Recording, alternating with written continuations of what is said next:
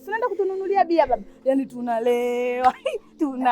Wewe nini bwana unanifinya nini bwana wewe? Ana hela huyu mkwe wangu mimi. Si unaenda kutununulia bia. Leo tunatoka out na kuambia afu na mimi nitavaa kile kigauni changu kile. Si unakijua kile eh? Nye vipi? Ngoja nikachukulie mimi maji.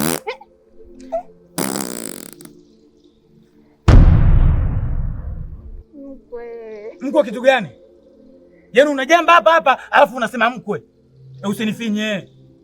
Yaani mama yako anajamba kwenye kikao alafu anasema mkwe. Si ungejamba kimya kimya? Umeshindwa kujamba kimya kimya wewe? Wenzako huwa anajamba kimya kimya. Pui, we pwa. Ujambaji gani huo? Nimekwambia usinifinye. Mama yako anajamba, ajambi kistaarabu. Sasa kwa staili hii kwenye kikao kidogo tu anajamba hivi. Kwenye ndoa si ndo atakunya kabisa.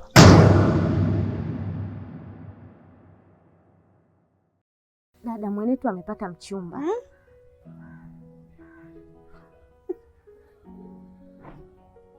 Pata kichefu.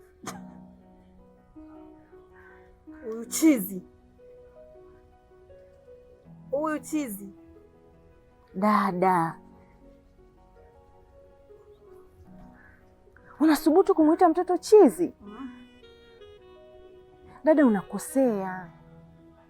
Hili ni jambo la furaha kwetu. Kwa nini umpe mtoto jina kama hilo?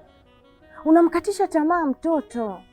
Hivi angekuambia mama, mimi nataka kuwa mdangaji, ungemuita nani?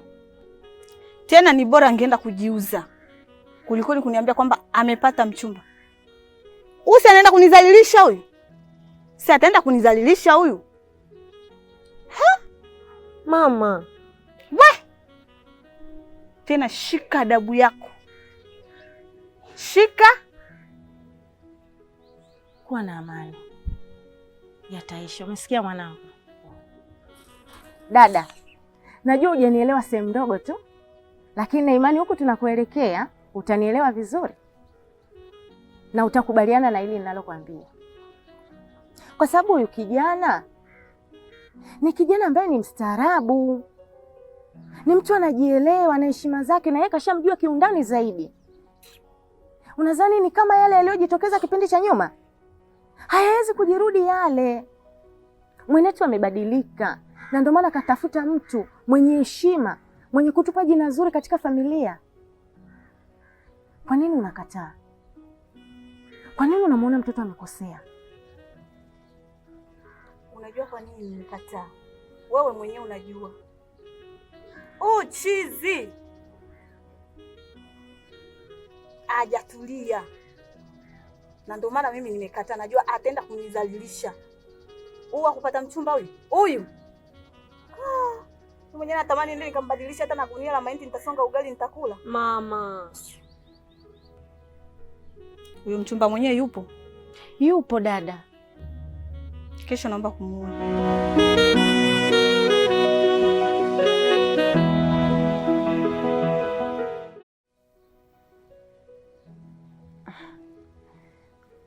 Karibu sana baba. Hapa ndo nyumbani. Jisikie huru. Tupo familia. Kwa hiyo karibu sana. Kiukweli nashukuru sana. Nashukuru sana kwa ukarimu wenu na nashukuru sana kwa kuweza kunikaribisha hapa. Asanteni sana kwa kweli. Mwanangu, mtambulishe mgeni kwa mama. Sawa. Mama na mama mdogo.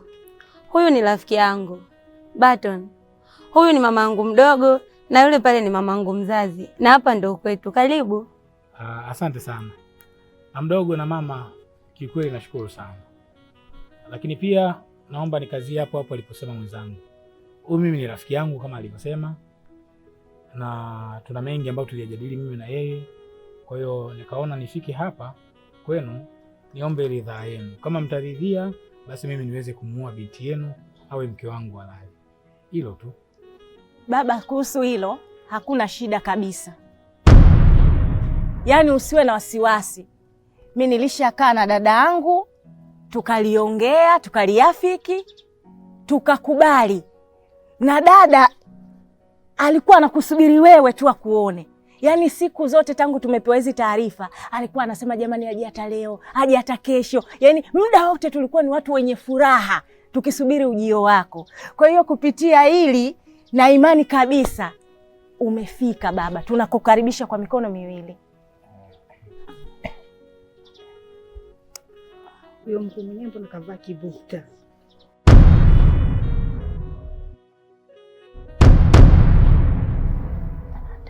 Nguo tu hizo. Baba, tulikuwa tunajadiliana, tulitaka kujua unatumia kinywaji gani? Chochote tu, hata nikipata maji na shukuru. Dada. Atakuwa na hela huyu kweli na hicho kibuta chake. Dada. Haina shida. Mwanangu, kamwandalie mgeni maji ili na hata atabaruku kidogo. We. Nenda. Huyu mgeni ana hela. Ukiona mtu kana wili na wili, naye unanifinya nini bwana? Mgeni ana hela huyu. Cheki alivyo na wili. Cheki alivyo, yani ana hela kabisa, yani hapo alipo ananukia hela. Si unajua ile mtu akija kuoa ile, anakuja na miela. Pamela kavaa kile kinguo chako kile chaumu kile kifupi na kile kitop chako kile kizuri nzuri, mdogo wangu. Kivaa unatokelezea.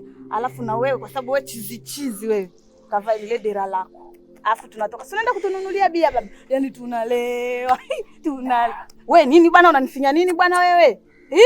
Ana hela huyu mkwe wangu mimi. Si unaenda kutununulia bia. Leo tunatoka out na kuambia. Alafu na mimi nitavaa kile kigauni changu kile. Si unakijua kile? Nye vipi? Ngoja nikachukulie mimi maji.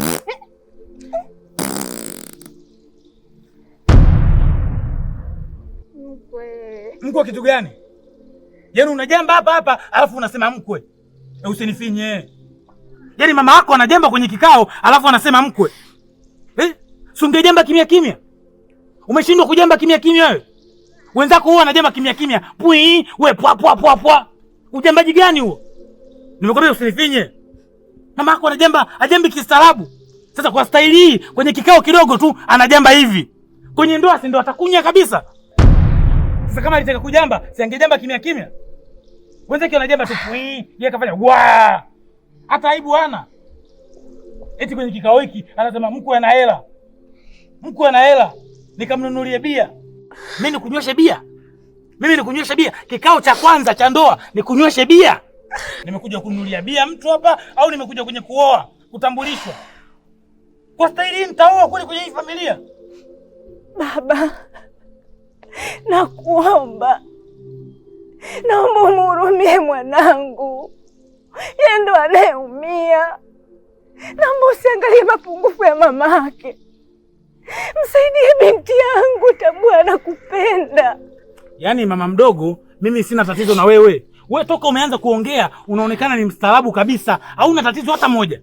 Tatizo liko kwa huyu mama yake mzazi na huyu. Tatizo liko kwenye ujambaji wake tu. Ujambaji wake sio busara. Yaani angejamba kimya singekuwa na tatizo. Yeye anajamba pwa. Ujambaji gani huo? Hauna stara kabisa. Kwani umeshindwa kujamba kimya? Kuna mishuzi mingi tu. Kuna ule Yusufu. Kwa nini usingejamba Yusufu? Watu wangesingiziana hapa. Unaacha kabisa. Yaani ni madi haribu na kikao. Nisikilize bwana. Mimi nilikuwa nakupenda kweli na lengo langu mimi ni kuoe wewe. Lakini kwa ujambaji wa mama yako ndoa hii imekufa. Baton. Yaani hapa kule cha Baton ndoa hii imekufa. Familia gani? Mama anajamba kwenye kikao ili mradi kikao kife. Unajamba kwenye kikao ili mradi kikao kife. Kwa tabia aliyofanya mama yako mzazi, mimi amenipendesha. Kajamba mbele yangu, kanivunjia heshima. Naondoka. Lakini hizi ni Shenzi, unajamba kwenye kikao kama hiki?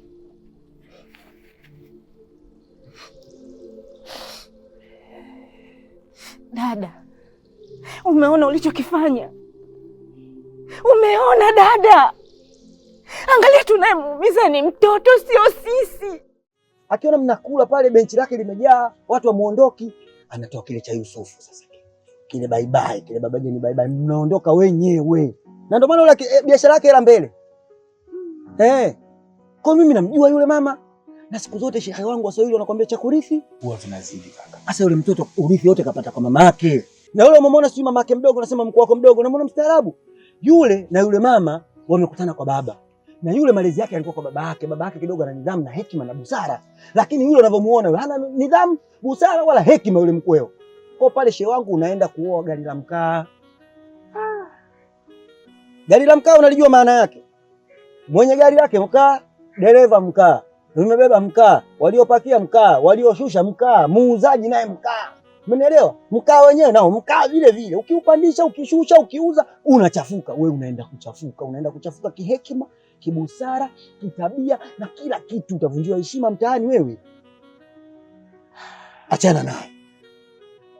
Mbona midemu kibao ndugu yangu? Tena wanaambia wasikii wandegeleko nyono kama midemu mjako. Kaka bwana, mimi kwanza niseme kwamba nashukuru sana kwa kunitaarifu haya ambayo mimi sikuwa nayafahamu. Sawa, bila kuniambia hivi ndugu yangu, mimi nisingejua chochote. Yaani chochote kabisa nisingejua. Lakini pia licha ya kushukuru, nataka nikuulize swali moja. Sawa. Unajua yule mwanamke mimi nampenda sana na tumepanga mambo mengi sana. Licha yeye alikuwa muone, mimi nimeamua kumbadilisha ili apite katika njia sahihi. Lakini lililotokea ndo kama hilo. Sasa licha ya kuniambia haya yote, wewe unanishauri nini? Mimi ushauri wangu umenyooka namna hii. Achana naye. Unasikitika nini? Tena nimeshasema yule mtu wenu mlomleta siku ile pale, sitaki hata kumuona. Tena sitaki kumuona kabisa. Hivi mkwe gani mkosa adabu? Ananiambia mimi sina akili. Mimi najamba. Alafu pombe yangu mimi ninayokunywa kumdai kwamba aninunulie bia. Inamhusu nini? Kukunikosea mimi adabu, kunivua nguo. Hey. Dada, hebu punguza ukali wa maneno. Ni kipi kibaya alichokikosea? Kukwambia ukweli? Unavokazania kujamba. Hujaona kuwa ni kosa ulilolifanya? Na utambue pale umefanya makosa mawili na sio limoja. Wewe kuweza kudai pesa ya pombe kulewa kwa mkweo. Siku ya kwanza unamuona. Ulishindwa kuacha hili lipite. Mtoto aende kwenye maisha yake. Kama unataka pombe uje muombe baadaye tayari akiwa kwenye ndoa yake. Lakini unakuja kudai pombe siku ya kwanza hajamaliza kauli. Unamdharau mkwe mbele yangu mimi. Tunaweka wapi sura yetu dada? Tunaficha wapi aibu yetu? Nilijua tumepata mtu wa kutustiri, lakini umetuvunja heshima wewe mwenyewe mzazi. Umeliona hilo tu la kujamba. Lakini umeshindwa kuelewa, umejizalilisha mbele ya mkwe. Umenizalilisha mpaka mimi, wakuniambia nikavae kigauni kiupe cha umu, unataka kuniuza mbele ya mkwe wangu? Ni kwa nini? Ni heshima gani hiyo dada umenionyesha? Umenidharau kiasi kikubwa mno. Umemfedhesha mtoto. Tumepata nini? Ni kipi tulichokipata dada? Umeona kujamba tu ndo kitu cha kuja kunipigia kelele saizi. Nimechoka dada. Kwani mimi nilijamba na kuuliza? Alafu mkwe mwenyewe mkwe gani yule? Kwanza mimi mwenyewe alikuwa ananikonyeza. Mkwe gani yule? Au na wewe kwa upande wake unamtetea, si ndio? Hivi dada, umelewa ama akili zako kwa sasa zinaruka? Umeninunulia pombe? Unachokiongea sikielewi. Kama kujamba wewe umejamba. Na wote tumesikia. Na mkwe kukuambia ukweli wako alikuwa na sababu.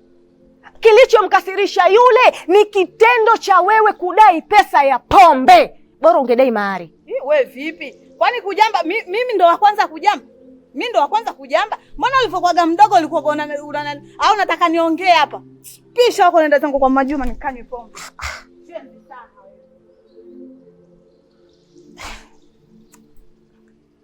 Yaani dada yangu huyu kujamba kajamba kweli. Sasa anachokata hapo kitu gani?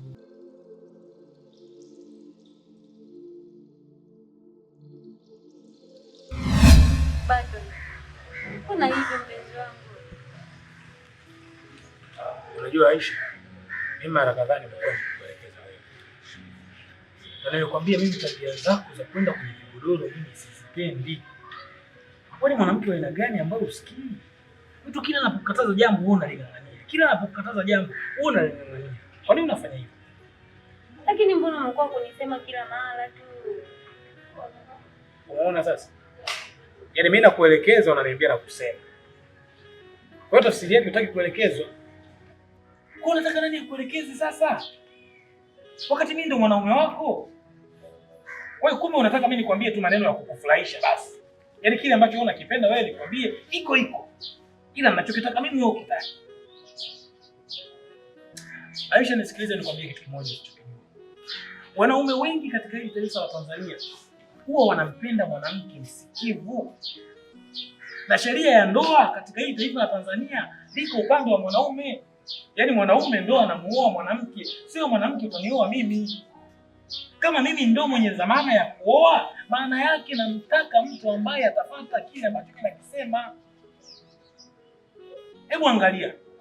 Wapo wanawake katika hili taifa la Tanzania, wapo wanawake wapo kwenye mahusiano na wanaume takriban miaka 2 mpaka 3 wengine.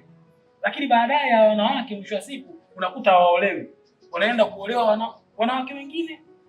Unamkuta huyu mwanamke anajiuliza, nimekaa na wewe kwenye mahusiano muda mrefu, kwa nini sijaolewa na nuksi? Kumbe yule mwanamke hana nuksi. Tabia zake tu ndio mtihani.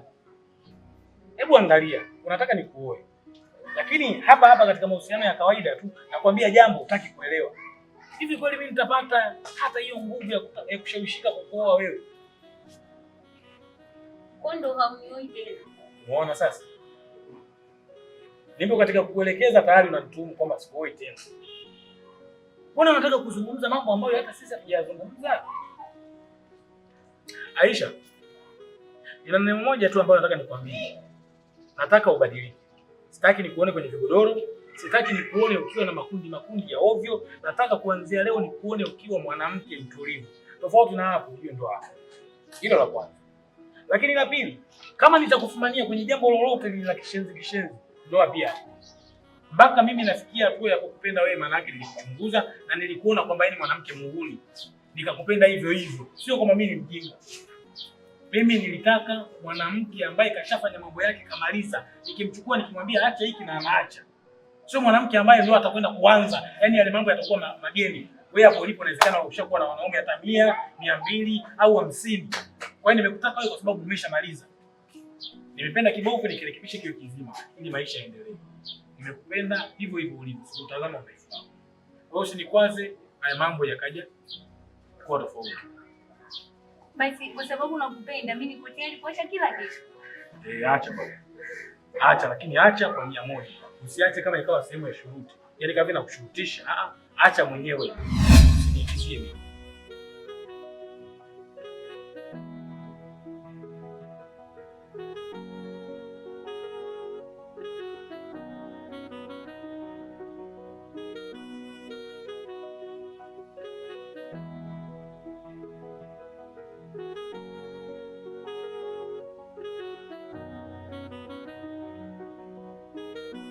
Aisha, mimi simu yako imenishtua sana.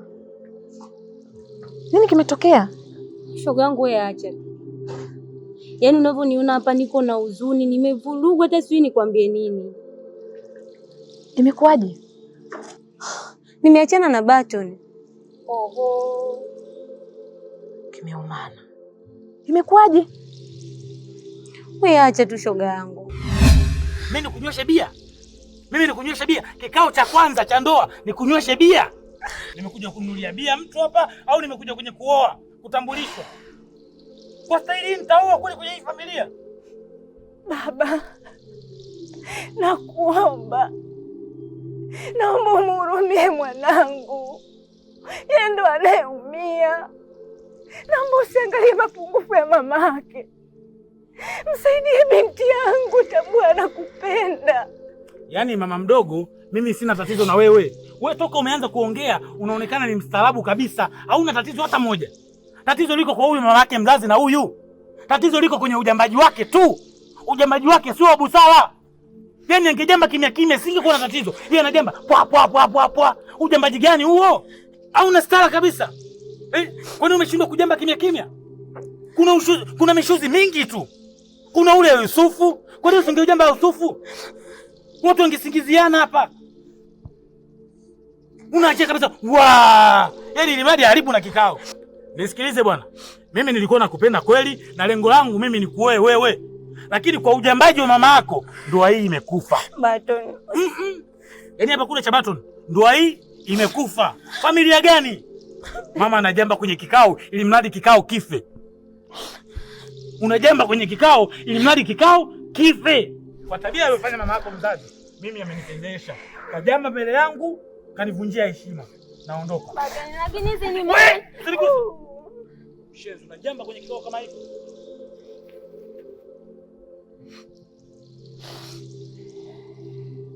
Dada, umeona ulichokifanya? Umeona dada? Pole sana Aisha. Asante. Lakini usijali, haya yote yatapita. Yaani kwa hali ya kawaida mkwe kaja kujitambulisha siku ya kwanza, mara ya kwanza ndo amekuja tu pap, mara kanunulie bia. Kweli hiyo inawezekana vipi hiyo? Lakini shoga yangu mamangu si unamjua wewe. Usijali Aisha, hii yote naona tu ni Mungu kaamua kumumbua mpaka kufanya tukio lile mbele ya mkwe. Lakini usijali, mimi nitaongea naye Baton. Kweli? Nitaongea naye Baton, usiwaze, usijali kabisa. Nitaongea naye na mambo yatakuwa sawa. Kitu kingine, pia nitaongea na mama. Unajua mama huwa anipinge wakati mwingine. Kwa nitaongea naye, wewe usijali, usijisikie vibaya.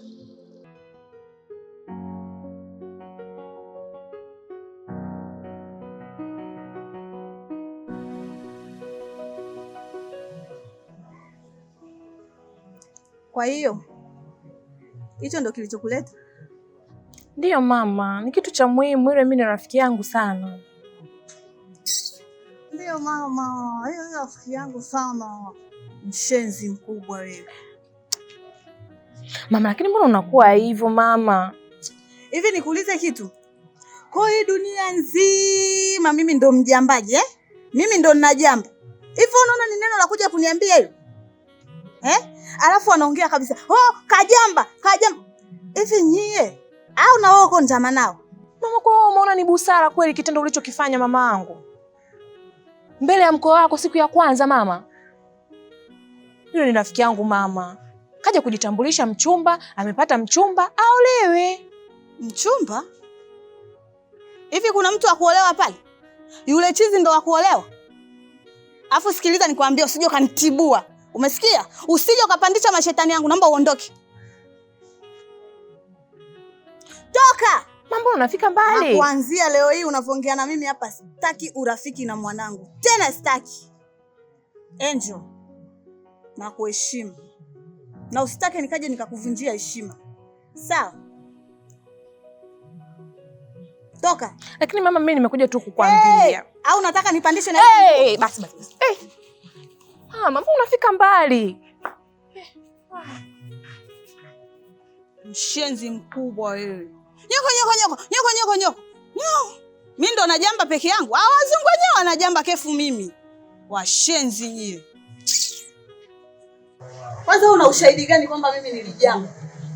Mbavu sana.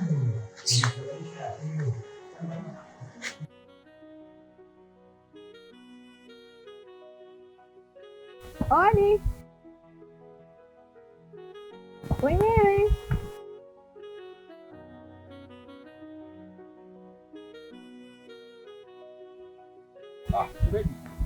Karibu.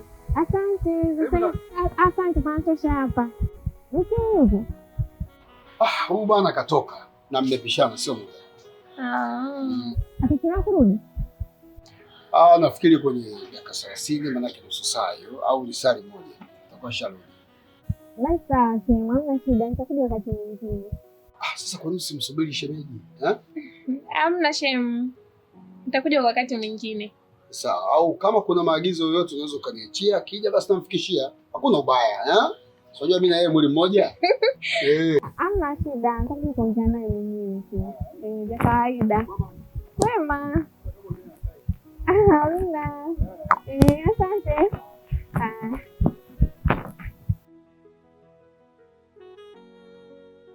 Asante. Juzi nilikuja hapa nikamkuta shemeji, japo lengo lilikuwa ni yeye, lakini nikashindwa kuongea. Leo nimekukuta, nafikiri nimekuachia ujumbe utakuja kumfikishia. Kuna rafiki yangu anaitwa Aisha, alikuwa ameanzisha mahusiano na Baton. Alikuwa amefikia tu stage nzuri ya kuoana. Hapa majuzi kati Baton alienda nyumbani kwao kwa ajili ya kwenda kujitambulisha. Lakini baada ya kufika pale kuna issue ikatokea. Mama mkwe akaja akamjibu vibaya, unajua Kwa hiyo sasa ile hali ilimfanya Baton achukulie jambo kiuzito. Kwa hiyo mimi shida yangu nilitaka uongee na mume wako. Kwa sababu mume wako na Baton ni ndugu. Alafu na wanaelewana vizuri. Kwa hiyo amshauri Baton. Ile jambo ni dogo. Aliweza kusababisha yeye akamwacha Aisha. Alafu ni binti ambaye ameweza kumbadilisha katika hali fulani kwenda katika hali fulani. Yule binti kachanganyikiwa mpaka sasa hivi yani. Baton ndo hasikii wala haambiwi. Rafiki yangu. Sasa mimi naanzaje kuongea na mume wangu? Alafu naongea naye kuhusu nini? Namwambia nini mume wangu? Kwa sababu hujanifafanulia ni nini kilitokea. Sasa naanzaje kumwambia mume wangu kuna hiki na hiki, uongee na ndugu yako? Ataniuliza mwanamume mwenyewe kuhusu nini? Anamjibu nini? Fafanua basi mimi nikuelewe. Iko hivi. Baton alikuwa ameenda kujitambulisha pale kwenye ile familia. Siku aloenda yule mama akaja akampokea vibaya. Akaanza kumwambia sijui mkwe umekuja, sijui mkwe ndo katununulie bia, sijui ukafanyaje. Hilo 9. La 10, mwisho wa siku yule mama akaja akajamba kwenye kikao. Jamani, hiyo si ni hali tu ya kibinadamu. Alafu mimi sijaona kama hapo kuna tatizo lolote. Hiyo ni hali tu, hata yeye mwenyewe inaweza kumtokea, ni hali ya kawaida tu. Sasa kwa nini jamani amepanic kiasi hicho? Ndio hivyo, yani kalichukulia kiuzito kiasi kwamba kamwambia yule Aisha kwanza sasa hivi mimi tuachane, mimi na wewe siwezi kuoa kwenye hii familia hivi na hivi. Sasa yule binti tayari alikuwa ameshampenda sana Baton. Kwa sababu yule binti alikuwa ni binti ambaye ni mtu yani binti wale wasichana ambao wameshindikana yani. Kuanzia mavazi, tabia, kwa kila kitu. Lakini toka alipokutana na Baton yule binti kabadilika, kawa mtu mstaarabu, anavaa mavazi ya staa hivyo. Kwa hiyo sasa alipomwacha yani amekuwa kama amechanganyikiwa fulani.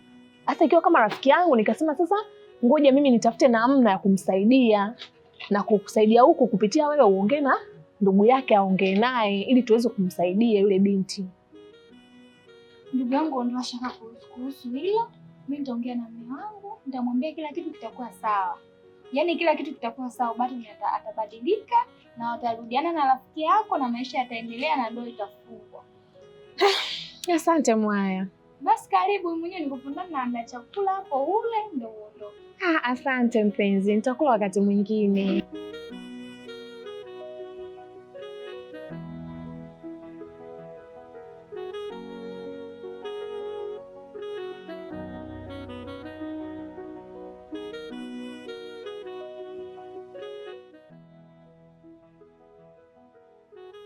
Kwa hiyo unataka kuniambia hayo mambo ndio yaliyotokea kule, si ndio? Ndio mume wangu. Hapo kweli kazi. Ndicho kilichotokea mume wangu.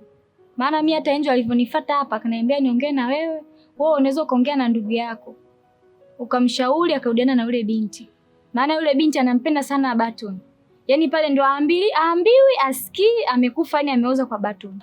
Yaani yule binti anapitia wakati mgumu sana. Na kuomba mume wangu jaribu kuongea na ndugu yako, anaweza kukuelewa. Unajua, labda nikwambie kitu kimoja. Mimi sawa na uwezo wa kuongea naye Baton, nitamshauri. Na sina uhakika kama 100% ataweza kukubaliana na mimi kwa sababu yako mambo ambayo Baton mimi naweza nikamshauri akaelewa, lakini sio kila kitu ataelewa kutoka kwangu. Lakini hata yeye mwenyewe unajuaga kabisa mke wangu. Hata mimi nikiwa na tatizo, nikiomba ushauri kwa Baton, kuna vitu ananishauri na vikubali, lakini kuna vitu vingine mimi akinishauri si vikubali. Kwa hiyo huo ni moyo wake yeye kama yeye. Kwa sababu unajua moyo wa kwenye mahusiano na tayari yeye ndo alikuwa anampenda yule binti. Mama mzazi ambaye ndo mama mkwe wake amefanya ujinga ule na Baton hajapenda, manake sijui. Nitajaribu kuzungumza naye. Lakini yule mama amefanya tabia za kishenzi ambazo sio nzuri, hazina kichwa wala miguu. Lakini pia anajaribu kuvuta picha kwamba unajua malezi ya mtoto wa kike huwa yanaanzaga kwa wazazi, hususan mama. Sasa kama mama na tabia za kishenzi vile, je, binti yake ambaye ndo huyo mchumba mtarajiwa wa Baton atakuwa na tabia gani? Maanake wanasema maji hufuata mkondo. You understand? Mimi mume wangu naomba tujitahidi. Mimi naamini kabisa ndugu yako atakuelewa. Wewe ongea naye tu yule ataelewa. Rudiane na yule binti. Tumsaidie yule binti hapo kwenye wakati mgumu sana sasa hivi. Okay, anyway, mimi nitajaribu kuzungumza na Bato. Kama ataelewa, sawa. Asipoelewa, tunamwambia tu ataende Arusha akachagua mwanamke wa Kimasai. Au ataenda Mbeya kwa sababu katika mkoa unaongoza kuwa na wanawake wazuri, wewe mke wangu unajua ni Mbeya. Japokuwa tu wewe nilikuchukua timu Mtwara huko. Unaacha tu Mtwara kina Konde bwana anakuja afufu tunaita kimo. Umeelewa eh? Sawa Kamwambia Bato nenda Mbeya katafuta mwanamke mzuri wa Kinyakyusa, wa Kikinga, wa Kisafa, wa Kinyia, wa Kiwanji, wa Kiwemba au wa Zambia kabisa huko wa Malawi, atapata toto zuri. Sio mtu anakuwa na tabia mbaya. Umeelewa? Sawa mume wangu. Mimi nitazungumza naye. Sasa ngapi? Muda mpira huu, umeona? Ndio wai sasa. Ngoja kwanza. Chukua kochi yangu. Hapo nakaja kulipochi masachi. Mume wangu wewe. Nikaenda kwenye mpira pale. Alafu timu ya mabingwa wananchi. Ndio wai mume wangu. We mbuzi we. Kaona utoke hapa uende ukamwambie Angel aje anitukane mimi, si ndio eh? Ukafurahia mimi nilivyotukanwa hapa na yule komando kipenzi wako, ukaona ukamwambie na Angel aje anifuate mimi anitukane. Muangalie paka mweusi wewe. Nyoo, kwa hiyo ulivyoona wewe ukienda kumuita huyo Angel kwamba ndo atakuja kunitisha mimi? Atakuja kunitisha? Na yule si paka kama walivyopaka chizi wewe. Yaani unashangilia kabisa kule Angel kuja kunitukana mimi nyumbani. Kwa hiyo ulipata faida gani? Ulipata faida gani? Sasa basi, kuanzia leo hii nikikuona na yule Angel, nikikuona na Angel na kutolea razi. Mshenzi wewe. Tena Mungu kanikosea kunipa mtoto kama wewe, mwana Isaya mkubwa wewe.